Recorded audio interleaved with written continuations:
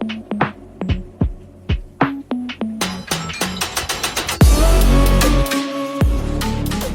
Marvel fans, comic geeks, and all the nerds in between. My name is Megan, and I'm here today to talk about a character that is very much being talked about by a large majority of people because of Daredevil Born Again Season 2, Episode 6. We're going to talk about Danielle Cage.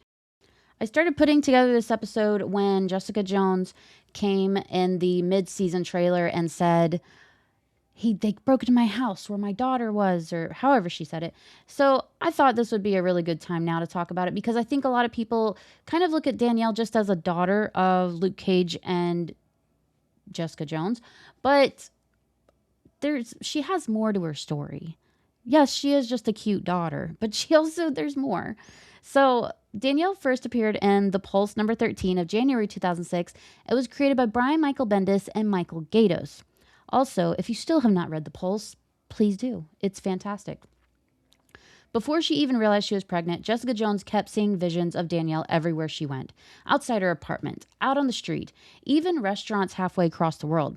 Every time Jessica would ask where her parents were, Danielle, or to her, the little girl, would oddly just say that she was with her mom. She also saw Danielle doing some pretty wild stuff, like casually lifting tables over her head, as kids tend to do. Eventually, Jessica figured out that she was actually pregnant and went to an OBGYN to get it checked out. The doctor confirmed it, and when Jessica explained everything she'd been seeing, the doctor said it's possible that the baby could be born with enhanced abilities if both parents had powers. Now is a good time to mention that Luke Cage is the father. So not long after, Jessica told Luke that he was the father, and the two of them started looking very forward to the future ahead that has now been very, very changed, which tends to happen when you are expecting a baby. In their new chapter of their lives, Danielle was born to Luke and Jessica. Also, fun fact, Danielle was named after Luke's best friend, Danny Rand, aka the Iron Fist, who is her godfather, and I find that ridiculously adorable. But as the daughter of Luke and Jessica, and you have the Iron Fist as your godfather, things are going to get complicated in your childhood. It is not going to be a normal childhood. For example, during the secret invasion, things got pretty intense. When it became clear the invasion was going to fail, a Skrull disguised as Edwin Jarvis took Danielle from Avengers Tower. He didn't actually hurt her, though, and ended up returning her after being threatened by Norman Osborn and his Dark Avengers. Even so, even though he returned her, he did not make it out alive because Bullseye got involved. And if we know anything about Bullseye's just going to take you out no matter what. So, another fun fact, later on, while they were in Avengers Mansion, while Luke and Jessica and Danielle lived there, Squirrel Girl was hired to be Danielle's nanny. And I don't know why, but that fact has always just sat so right in my soul. Because what better nanny? If you know anything about Squirrel Girl, you know that she's the girl. So usually when you hear about Danielle, you hear about how she's the daughter of Luke and Jessica, right? But did you actually know that she becomes Captain America? When she was a baby, Thanos attacked Project Pegasus to build cosmic cube gauntlets, succeeded, and wiped out half of the Earth's heroes, an event called Zero Day, which this does sound familiar. Afterward, Natasha Romanoff Black Widow formed the Avengers Initiative and eventually helped defeat him. Danielle was raised and trained by Natasha Romanoff, who she called Madame Natasha, and later became Captain America.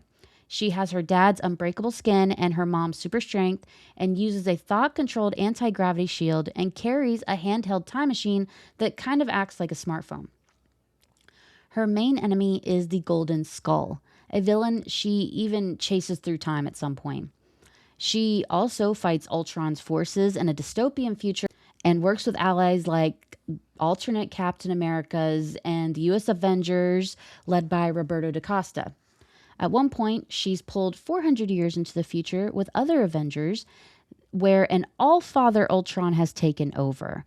They team him up with a Doombot version of Doctor Doom to stop him, but things go wrong, as they tend to do.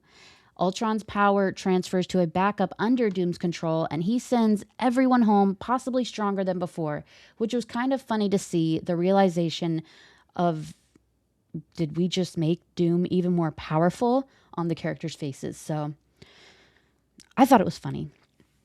Later, Danielle helps the new Avengers battle the Maker, who is Reed Richards, then tracks the Golden Skull again after he steals a time machine. With the help of the US Avengers, she defeats him and returns to her time with him captured. So, Danielle Cage, she does have some interesting stories. She makes a fun Captain America.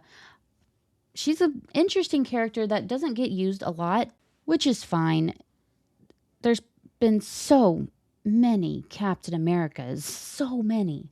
So it's like, I wouldn't be mad if they brought Danielle back, made her her own character, made her her own superhero, because I mean, like, she is super powered. She is mentored by superheroes. She was raised by superheroes. So I think that would be kind of cool. But I mean, I don't expect too much because Marvel Comics doesn't really do anything with Luke Cage either, and he's the whole mayor of New York. So, and that's fine. But hey, we have a limited series of Alias Red Band for Jessica Jones. You know what? I'm starting to piss myself off because you guys are fumbling these characters. Even though Alias Red Band is pretty great, I'm really liking it. Come on, guys. Like, these are great characters. I want to see more of them. That's it. That's my only grief. So, I hope you enjoyed this episode. I hope you learned a little something about Danielle and her life. And I hope you will like and subscribe. So, with that being said, have a marvelous day.